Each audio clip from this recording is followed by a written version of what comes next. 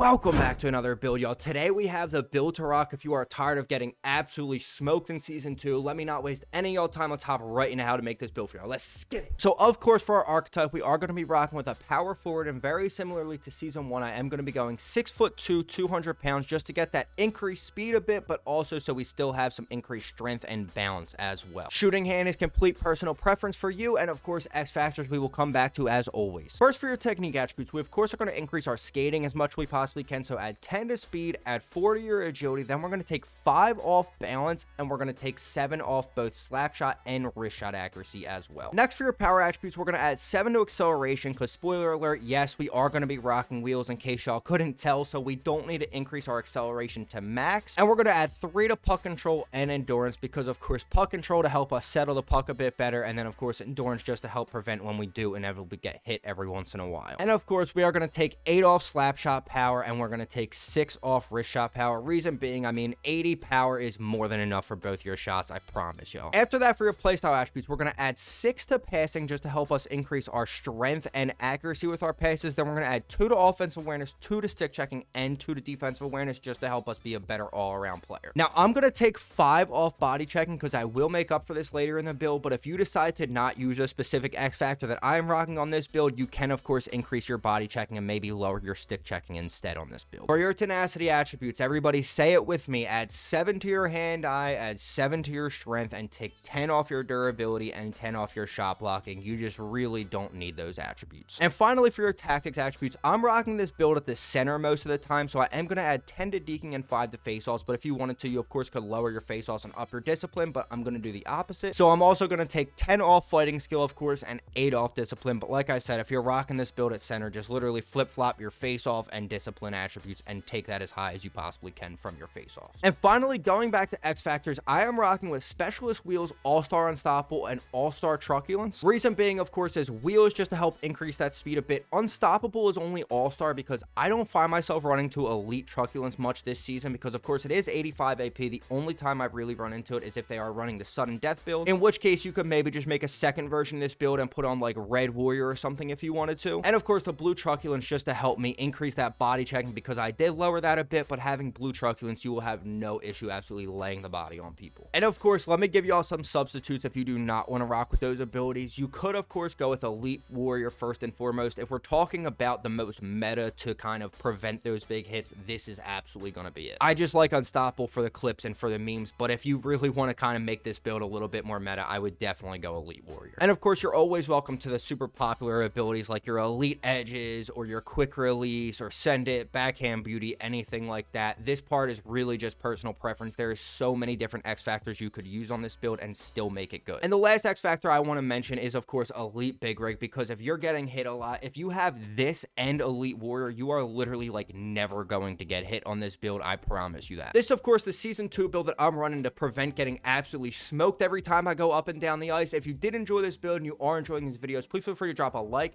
comment any other builds you want to see me create in the SHL down below, whether it's player builds or just play styles in general, and of course sub with notice on so you don't miss any of these bangers in the future. I appreciate you boys watching. Hope to see y'all in the next one. Peace out, y'all.